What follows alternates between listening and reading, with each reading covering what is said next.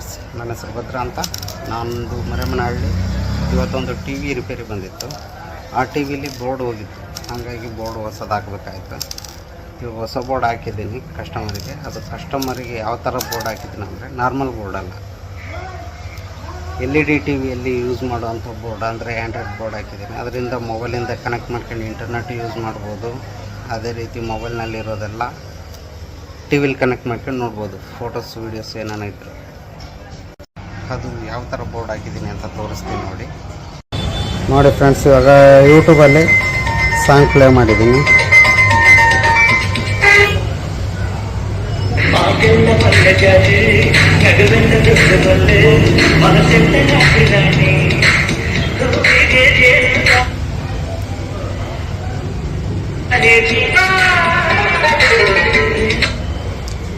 ಇದೇ ರೀತಿ ಯಾವ ವಿಡಿಯೋ ಬೇಕಾದರೂ ನೋಡ್ಬೋದು, ಫಿಲಿಮ್ ಕೂಡ ನೋಡ್ಬೋದು ಯೂಟ್ಯೂಬಲ್ಲಿ.